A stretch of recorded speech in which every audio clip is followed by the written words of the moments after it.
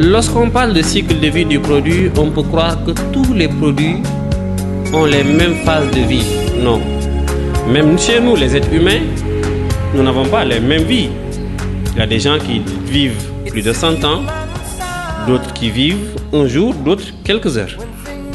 Chez les produits également, nous voyons le même phénomène, mais le phénomène que nous observons chez les produits est plus intéressant.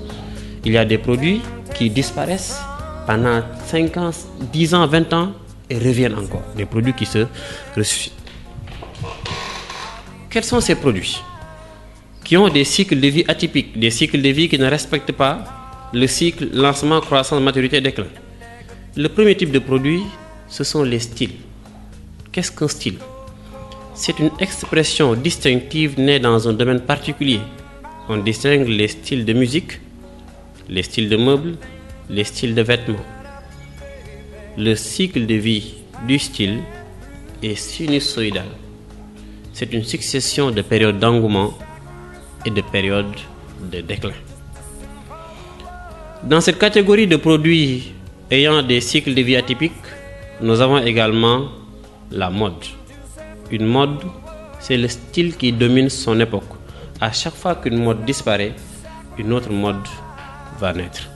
Nous avons enfin les gadgets. Les gadgets sont des produits qui, dès leur lancement, voient leur vente augmenter puis baisser automatiquement. Ce sont des produits qui se diffusent automatiquement et disparaissent aussitôt après. Il y a d'autres types de produits, des produits qui dès leur lancement voient leur vente augmenter, mais si le responsable marketing fait des efforts de communication, de promotion, le produit peut avoir une deuxième vie. Donc on voit deux bosses sur le cycle de vie du produit.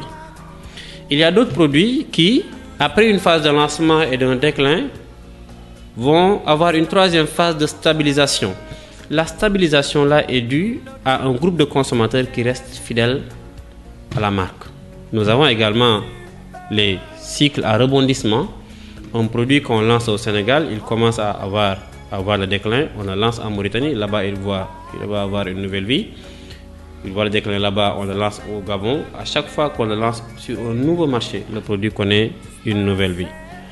Voilà donc ce qu'on pouvait dire sur le cycle de vie du produit. Mais attention, il faut distinguer cycle de vie du produit et cycle de vie de son marché. Un produit et son marché sont rarement dans le même cycle de vie. Et il y a plusieurs outils qui permettent de savoir, ou bien qui permettent aux responsables marketing de savoir quel produit lancer sur tel marché. L'outil le plus utilisé, c'est la matrice du Boston Consulting Group. Qu'est-ce que la matrice du BCG? La matrice du BCG est un outil qui croise en abscisse la part de marché relative et en ordonnée le taux de croissance du marché. La part de marché relative peut être forte ou faible. Le taux de croissance également peut être fort ou faible. Un produit qui a un faible taux de croissance et une faible part de marché relative, on l'appelle un produit poids mort. Le plus souvent, on vous conseille de les éliminer de votre portefeuille d'activité. Les produits qui ont une forte part de marché relative, un faible taux de croissance, ce sont des produits vaches à lait. Ce sont des produits qui sont en pleine phase de maturité. Là, ce qu'on vous demande stratégiquement, c'est de les maintenir le plus longtemps possible dans la phase de maturité. Nous avons également des produits qui sont caractérisés par une faible part de marché relative, mais qui sont sur un marché en croissance. On les appelle des dilemmes ou bien des enfants à problème. Si vous les soutenez, ils se transforment en stars. On verra tout à l'heure les stars. Mais si vous les négligez, ils vont se transformer en poids mort. Enfin, les stars, qu'on appelle également vedettes ou étoiles, sont des produits qui sont caractérisés par une forte part de marché relative et un fort taux de croissance. Ça, c'était la première partie de l'émission. Nous allons maintenant voir les éléments qui permettent de distinguer les produits. Le premier élément, c'est la marque. Nous avons déjà fait une émission sur la marque. Je vous conseille de consulter l'émission sur la marque sur le site www.laibamba.com. Donc, nous allons maintenant passer au packaging. Qu'est-ce que le packaging?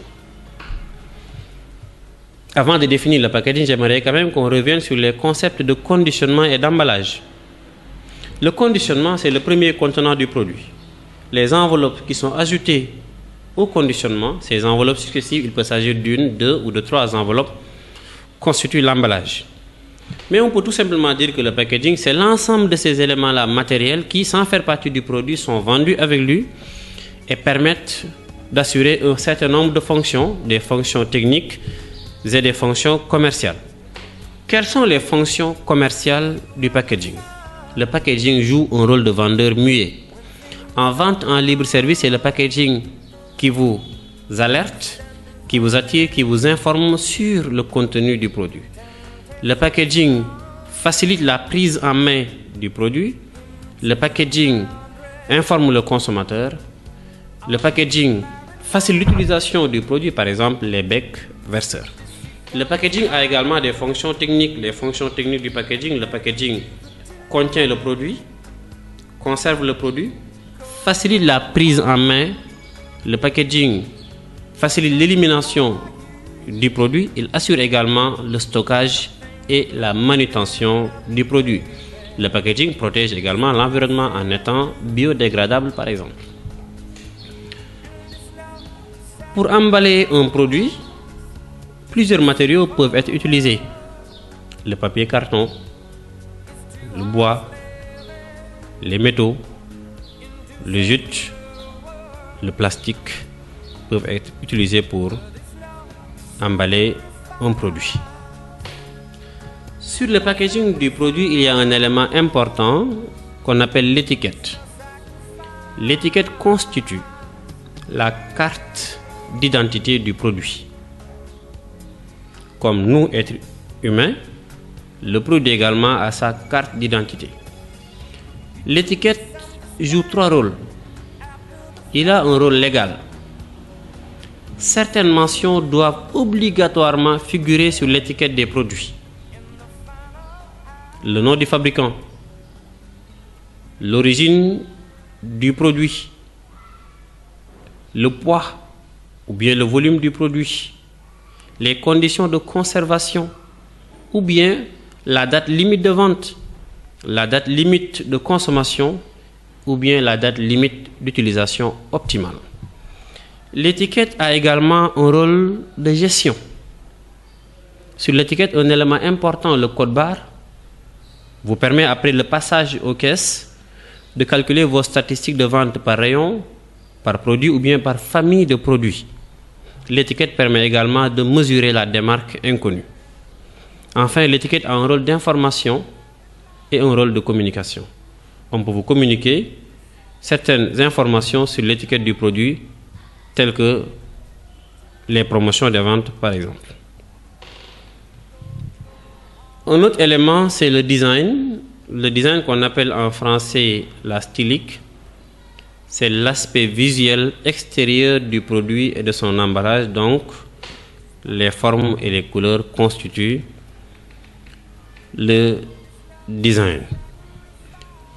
Pour terminer ce cours, nous allons maintenant parler de la gamme.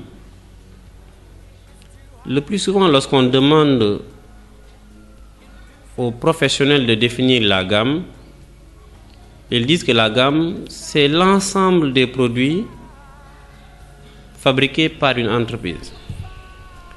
Je crois que si je fabrique des parfums et des produits alimentaires, là, je ne fabrique pas une gamme, mais je fabrique des gammes. Qu'est-ce qu'une gamme? Une gamme est un ensemble cohérent de produits reliés entre eux, du fait qu'ils fonctionnent de la même manière, sont vendus dans les mêmes types de points de vente, sont destinés au même type de consommateurs et sont vendus dans les mêmes zones de prix. Une gamme a trois dimensions. Sa largeur, sa profondeur et son étendue. La largeur d'une gamme, qu'on appelle également le nombre de lignes, est constituée des différents produits que la gamme comporte. Maintenant, si vous prenez un type ou bien une ligne de produits, le nombre de produits que la ligne comporte, c'est ce qu'on appelle la profondeur de la gamme. Le nombre total maintenant de produits de la gamme, c'est ce qu'on appelle l'étendue de la gamme ou bien sa longueur. À l'intérieur d'une gamme, comme dans une équipe de football, chaque produit joue un rôle précis. Nous avons les produits leaders. Les produits leaders sont les produits qui contribuent le plus au chiffre d'affaires de la gamme, c'est-à-dire les produits qui ont le chiffre d'affaires le plus important de la gamme. Nous avons les produits régulateurs. Les produits régulateurs, ce sont des produits pour lesquels les ventes sont équilibrées, quelle que soit la conjoncture. Ce sont des produits qui ne connaissent pas de saisonnalité des ventes, sont des produits qui consomment les frais fixes. Troisième type de produits que nous avons dans la gamme sont les produits d'appel. Comme leur nom l'indique, les produits d'appel, ce sont des produits qui attirent le consommateur parce que soit ils sont des produits de prestige, soit des produits vendus à bas prix. Nous avons également les produits d'avenir, le monde changeant. Les responsables marketing doivent anticiper l'avenir en préparant dès aujourd'hui les produits qui vont remplacer les produits que nous connaissons actuellement. Les produits qui à terme vont remplacer les produits leaders d'aujourd'hui constituent des produits d'avenir. Enfin, nous avons les produits tactiques. Les produits tactiques sont lancés pour contrer les actions des concurrents. Je vous remercie.